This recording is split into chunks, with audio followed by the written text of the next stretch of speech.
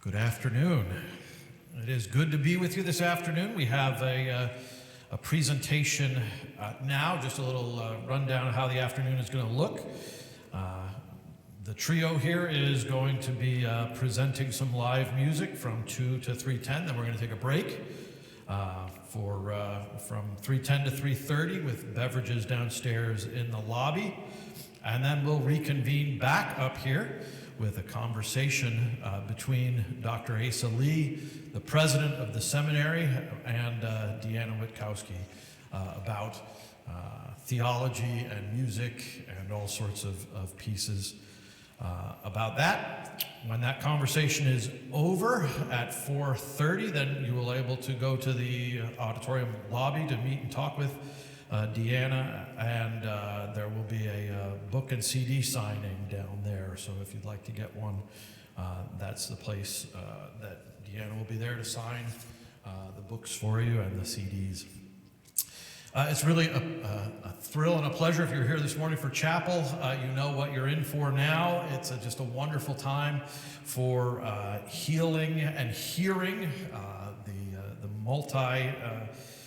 intersectionality of jazz music, of theology, of church music, of care, of compassion, and Deanna Witkowski brings to us a real gift for all of that. She's written a book on Pittsburgh's own Mary Lou Williams, Music for the Soul, which has been published in September 2021. She is a sought-after Williams expert and has presented at the Kennedy Center, Duke University, Fordham University, and has performed Mary Lou Williams compositions as a featured guest with the Pittsburgh Symphony Orchestra. She has a weekly video series, Off the Page, Sacred Jazz, which shares practical resources for church musicians. And for those of you who lead worship, this is really important. You can purchase her jazz hymn arrangements. 500 churches have already done so, and if you are looking for a way to do that, you definitely want to check out what you can purchase from her for the jazz arrangements. We welcome Deanna Witkowski. We welcome her trio, Tony and James. Do I have that right? And just as a word of invitation, tomorrow night they will be performing a free concert at Sacred Heart in Shadyside, and the time for that is 7:30. So if you like what you hear tonight and you haven't got your fill, then tomorrow night you can get even more of this combination of jazz, sacred music, and Brazilian music, classical music, all together in one piece. Thank you so very much for being here. Welcome to Pittsburgh Theological Seminary. We're glad to have you. You can clap if you want. I heard a long clap.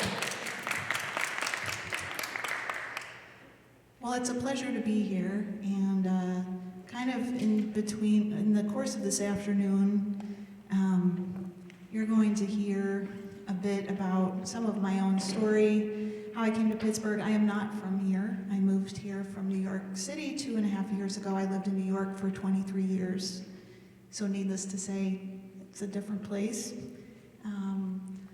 But Mary Lou Williams is really, even though I never met her, the person who led me here, so you'll kind of be hearing about that later. I'm also a former church music director.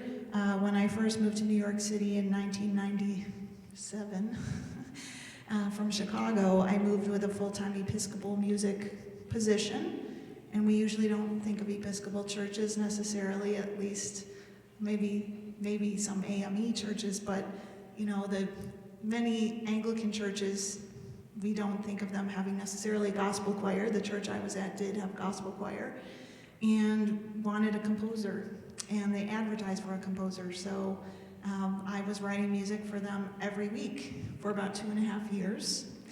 And that started to become the basis of work that I do, a portion of my work that I do now, some of which you're going to hear right now. One thing that I always love doing is arranging hymn tunes. You heard that a little this morning, but that was with all of you singing. So now I'm going to do one that's very new, setting of Nettleton, which The tune is usually sung to Come Thou Fount of Every Blessing, and this is definitely for an instrumental version. So here's Come Thou Fount.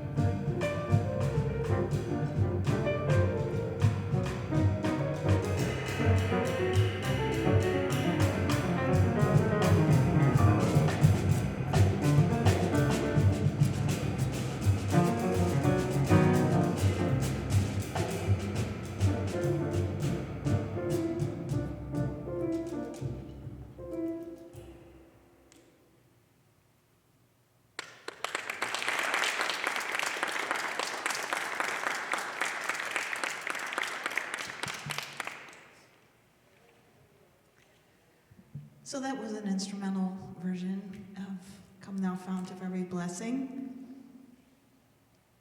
This next piece is something that I recorded on, I have 7 recordings, and 2 of them are specifically with religious music. And the first one was called From This Place, released in, I think, 2008. And on that record, there's a whole setting of a mass. There's a jazz mass.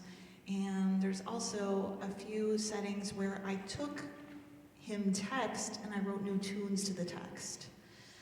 So this is a text that I really particularly love, because it's something I think I need to tell myself or remind myself of. I'm not someone who's very good at resting.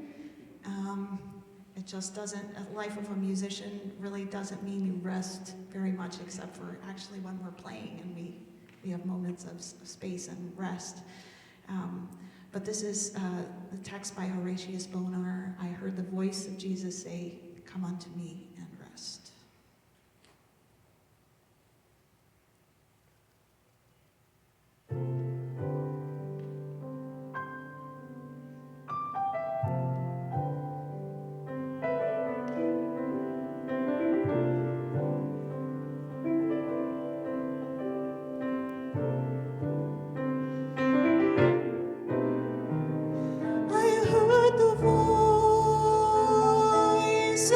Jesus say, "Come unto me and rest. Lay down, my weary one, lay down your head upon my breast." I came to Jesus as I was, so weary, worn, and sad.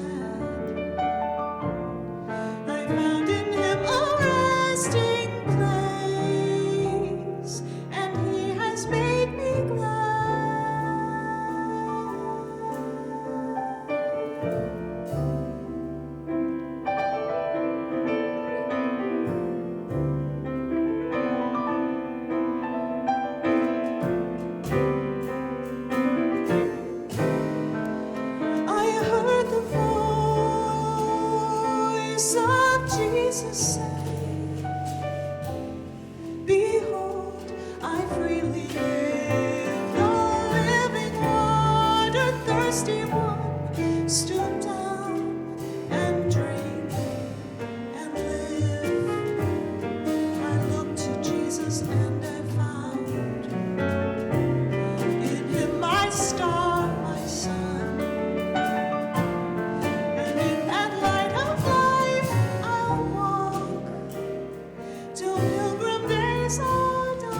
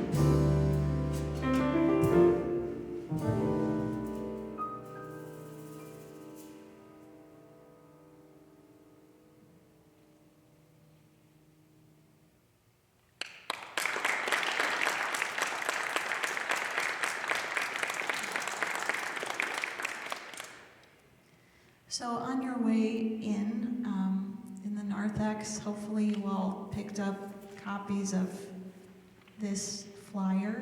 If you didn't, maybe, I see we have someone helping us out. And if those of you who are further in the back would like to come up closer, I know, pastors do this all the time, say, please move forward.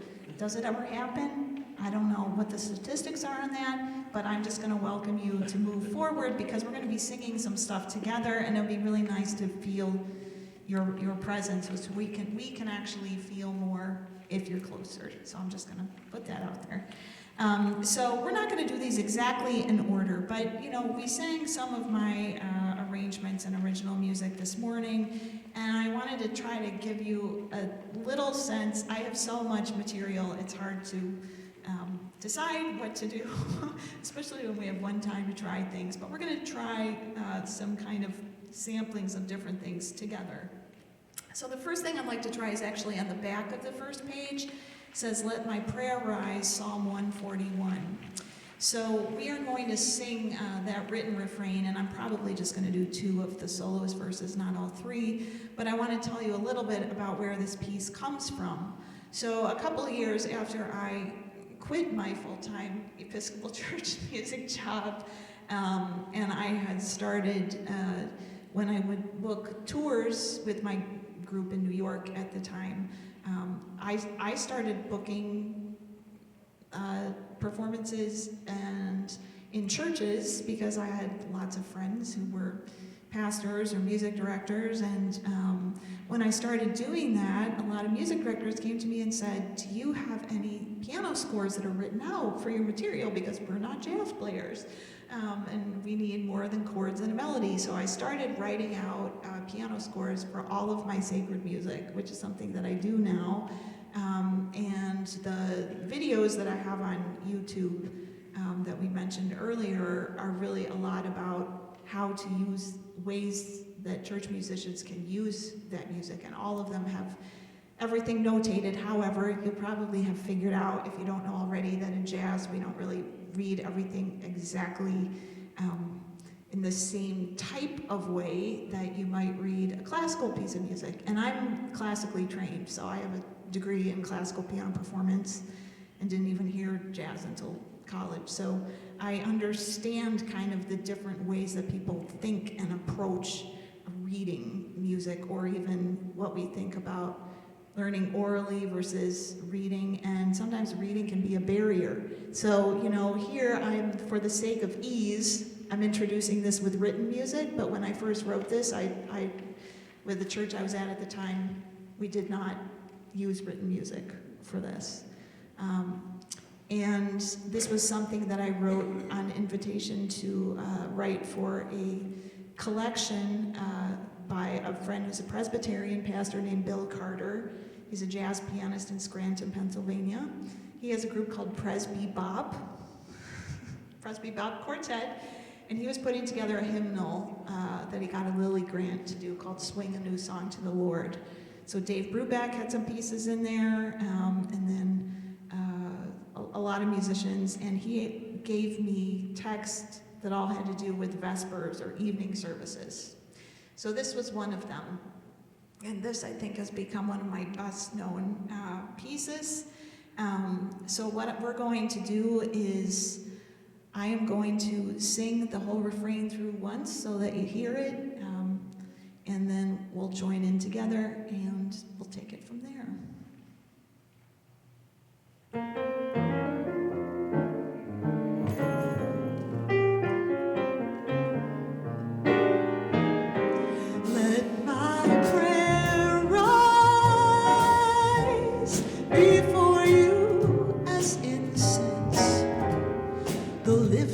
Of my hands as the evening sacrifice, let my prayer rise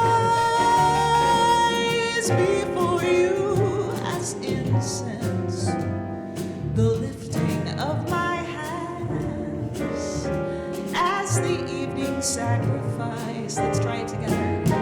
Let my prayer rise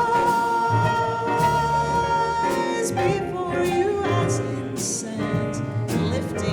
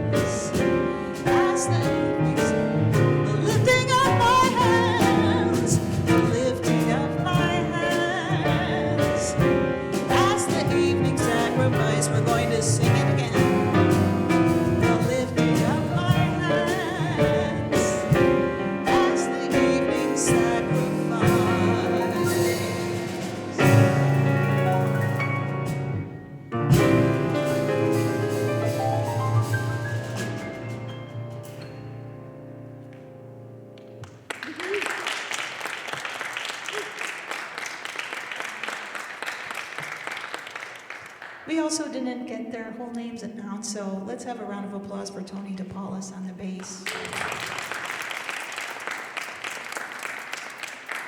And James Johnson III on the drums.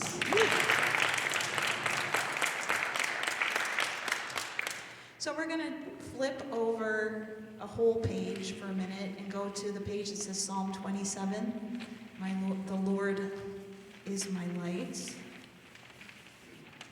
And I wrote this, I think, for a jazz Vespers service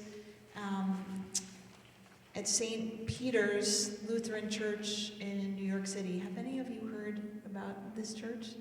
So it's known as being the Jazz Church. In 1965, they started a jazz ministry, and they've had a weekly jazz Vespers every Sunday since 1965. And actually, my dissertation, I'm a doctoral candidate at the University of Pittsburgh in jazz studies, and my dissertation has a lot to do with the beginnings of the jazz ministry at St. Peter's, as well as at a Catholic church in Harlem that doesn't exist anymore, called St. Thomas the Apostle, and a composer named Eddie Bonmier, who was the first jazz musician hired at St. Peter's and was also at St. Thomas, which was also where Mary Lou Williams wrote one of her jazz masses.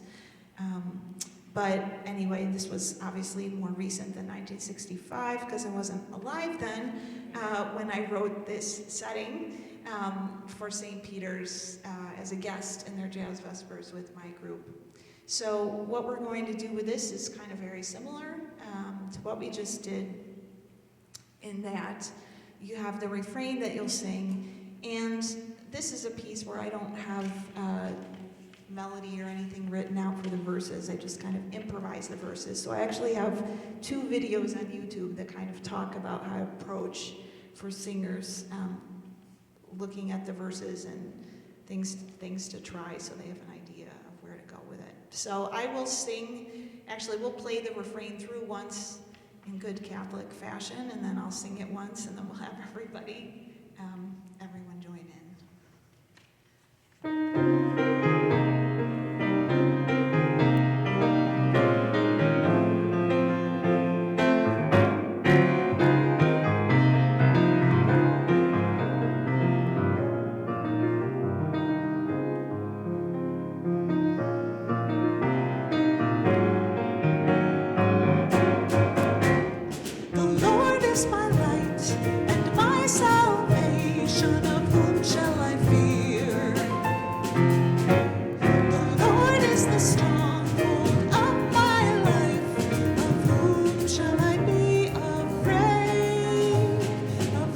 Shall I be afraid?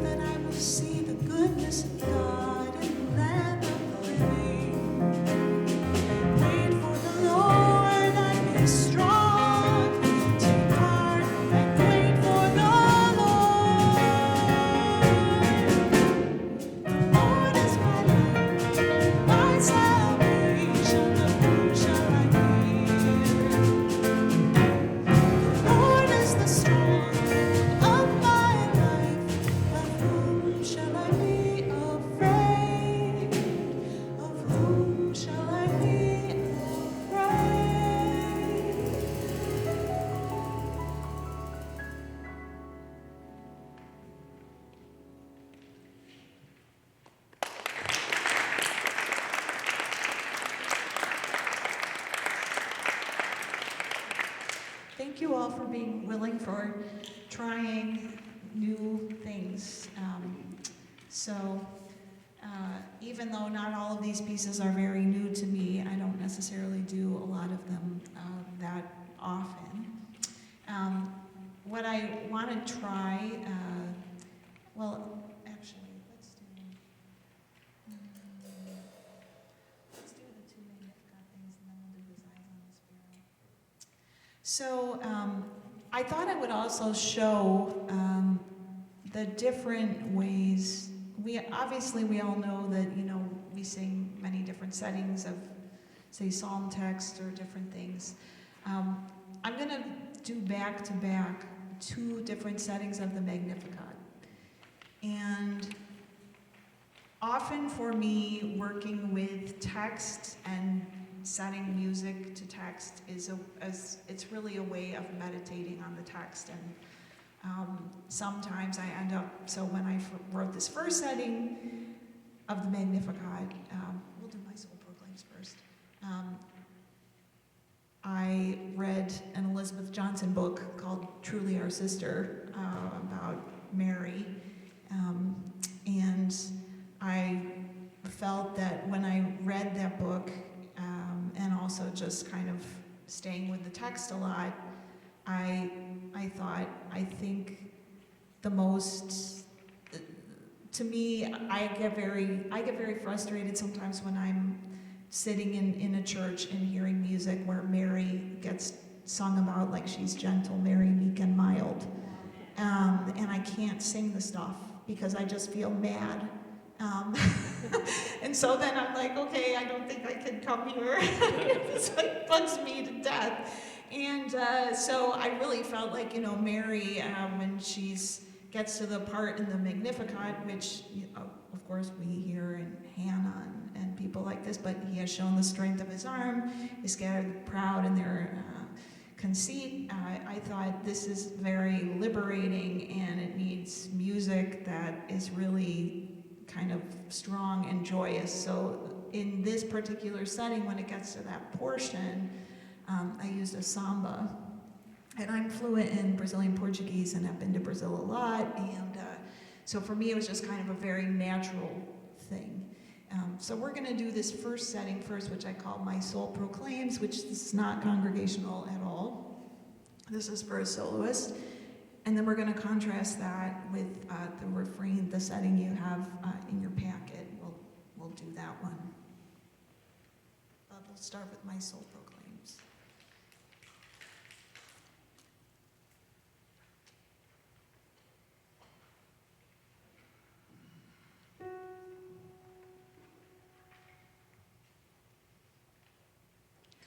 My soul proclaims the greatness of the Lord. My spirit rejoices in God, my Savior. For he has looked with favor on his lowly servant.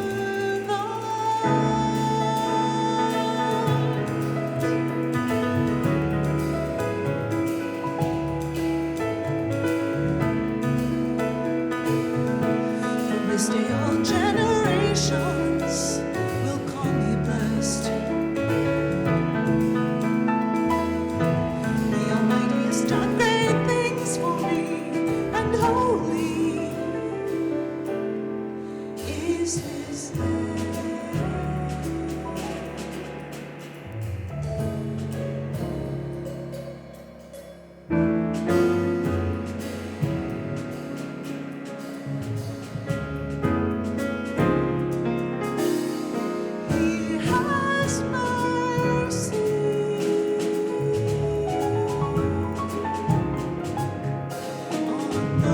Who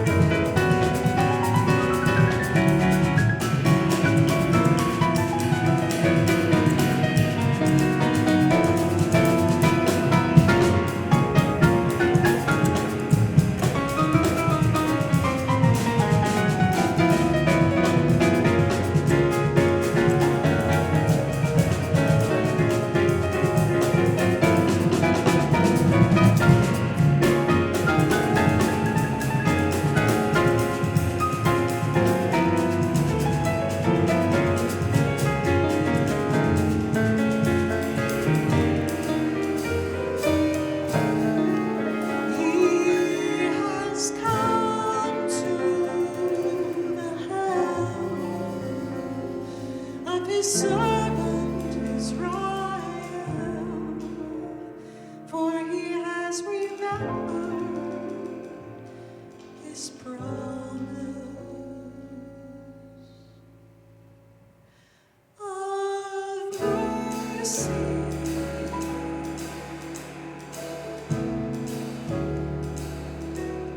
The promise he made to our fathers,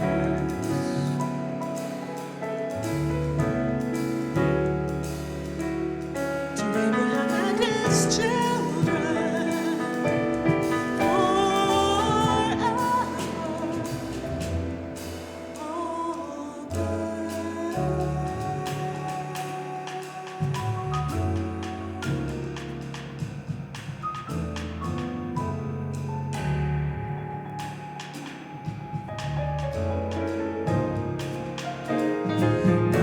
My soul proclaims.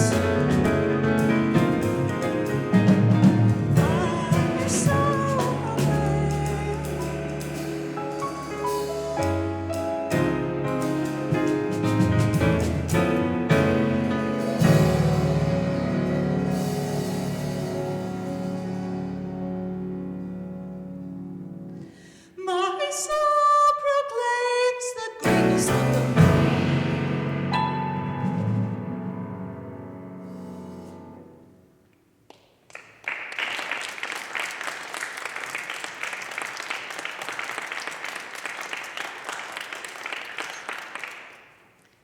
So now we're going to try this other setting of the Magnificat, and this was, I wrote this for, now I'm forgetting the exact name, I was saying something Episcopal Church in Richmond, so this was maybe about 8 years after I wrote the earlier setting, and they asked if I had a congregational setting of the Magnificat for Vespers, and I didn't, so I wrote, basically, you have this refrain that repeats many times, and then I have the verses in between. But so here, the emphasis kind of changes a little bit in terms of how the text is set. So I will let you know when to come in with the refrain.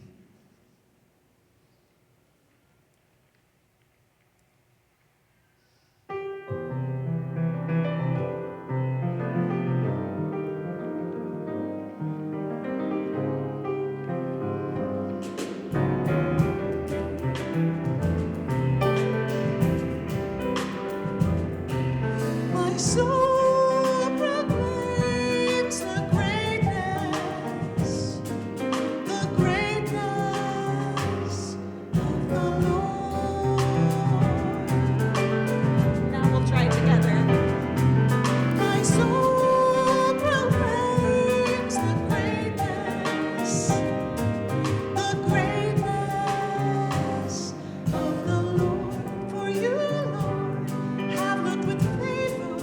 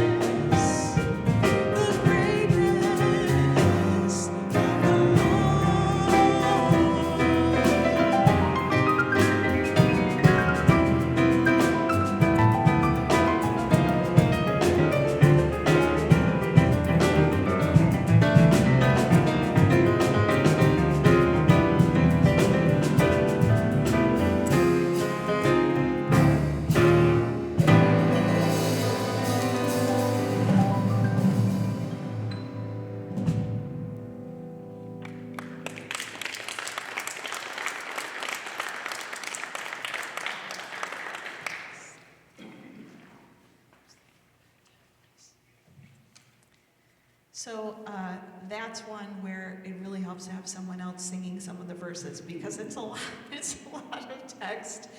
And that's certainly one thing that's challenging when you're setting, especially setting text that's not metrical or strophic or things like that. So we're going to play a couple more pieces for you, but I wanted to make sure that we did something in this portion of the afternoon by Mary Lou Williams because her name has been mentioned, but I haven't said too much about her. How many of you know anything about Mary Lou Williams, who she was? Or yes, of some people. So maybe we'll talk about this a little more in conversation in the second half, because I have a little portion of my book that I think I'm going to read then that really kind of describes how I became enamored with Mary Lou Williams's music. But she was like, there's several pianists who all came from Pittsburgh. I think Pittsburgh was really a piano town, and I want to make sure that I mention that a few days ago, Mr. Ahmad Jamal, who was 92, from Pittsburgh, died, and James was in his trio. Remembering, I really feel that, at least my feeling is as a jazz musician, one thing Mary Lou always said was she was very proud to call herself an experimenter, and someone who was carrying the music forward and carrying the tradition forward, but playing with people of all different generations, all different ages, sharing, being very generous with how she shared her music. That's one thing that I really think great musicians have in common, is that they have a spirit that just wants to keep giving their music to other people. And so I'm really honored to even get to play with James, who worked with Mr. Jamal, and also when I think of pianists from here, I think Ahmad Jamal, Mary Lou Williams, Errol Garner, Horace Parlin. There's so many great ones, Billy Strayhorn. But Mary Lou is someone who became very important in my life when I was invited to play a festival at the Kennedy Center that still exists today called the Mary Lou Williams Festival. It used to be Women in Jazz Festival. They took out the women in jazz part. And had all women band leaders. And this was like in 2000, and I didn't know anything too much about Mary Lou's music. And I just felt a responsibility that if I'm going to play on a festival with a musician's name on it, I've got to learn their music. And that started what has become a 25-year journey. So we'll talk about that more in the next half, but I want to play one of Mary Lou's tunes. So one of the things is Mary Lou had a very interesting life story. She converted to Catholicism at the age of 47 in 1957, an African-American woman who was baptized at the, I will just say, Lily White St. Ignatius Church on the Upper East Side of New York. And I know that church because I used to be music director at the church across the street. She really came to her conversion through, even through some people who were not Catholic, like Dizzy Gillespie, and whose wife, Lorraine, was going through a religious conversion at the time and was baptized and received in the church at the same time as Mary Lou was. Dizzy became a Baha'i, but the Mary Lou spirit, I'm just sort of going on now because I want to save the Mary Lou portion for later, but Mary Lou was very generous in that she wrote 3 jazz masses as well as other sacred music, and I have heard cassette tapes in her archives at Rutgers University where she has some people singing stuff where it doesn't always, you can tell it's not professional musicians, but Mary Lou is there wanting other people to do her music and wanting to contribute to congregational music, and she got to do that to some extent, and I'm trying to get that to happen more now. But we're going to do one of her instrumental pieces right now that I recorded on a record for Manchester Craftsmen's Guild here in Pittsburgh. And this is a piece I also got to play in an arrangement with the PSO a few years ago. So this is something she wrote in the early 40s, and it's called Lonely Moments.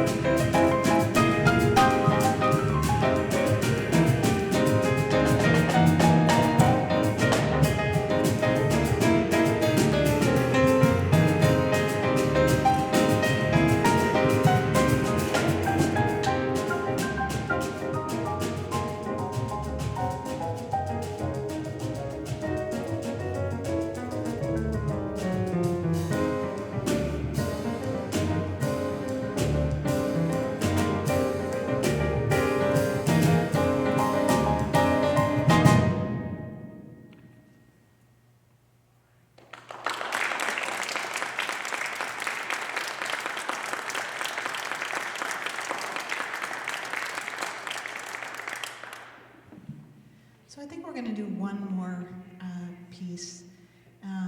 And I know that I'm sure we'll talk more a little bit about Mary Lou in the second half, and I'll just show you what the book looks like so you can see it.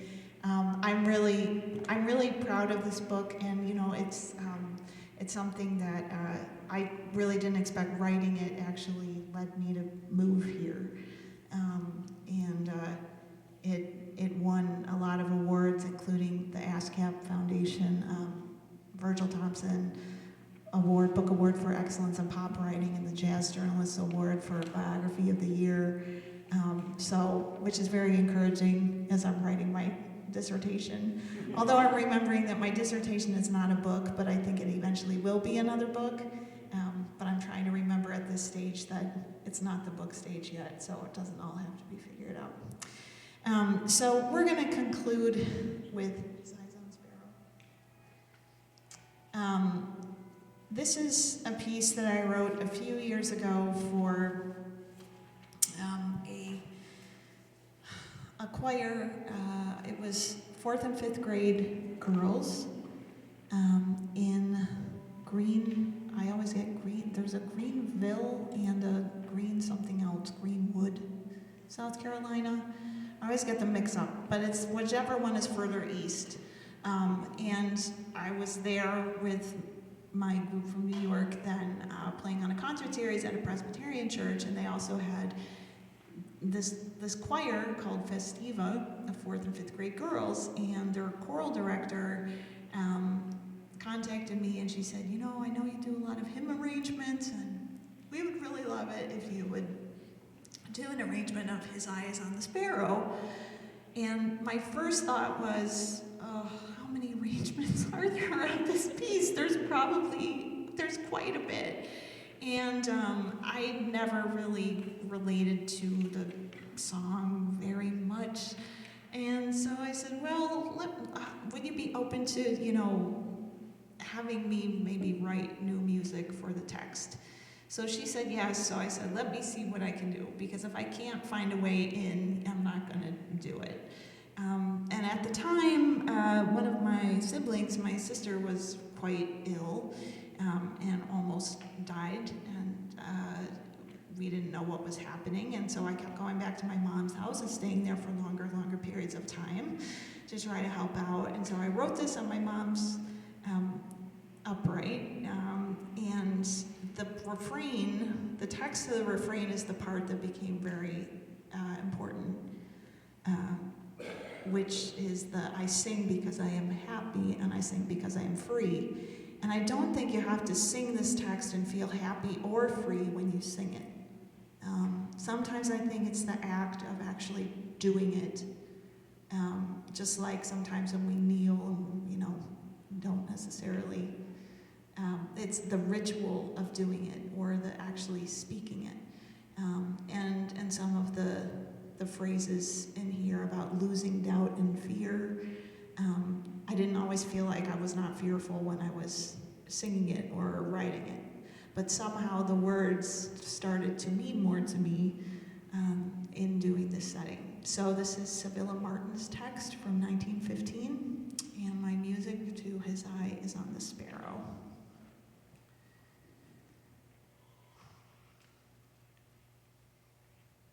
One, two, three.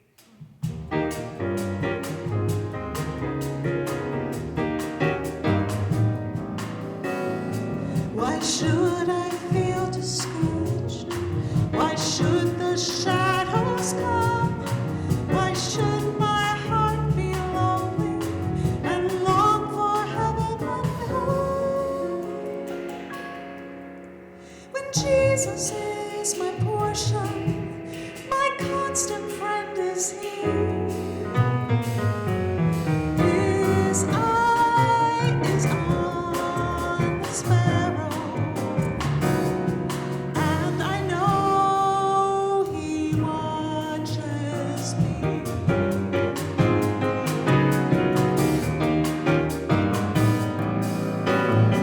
Let not your heart be troubled,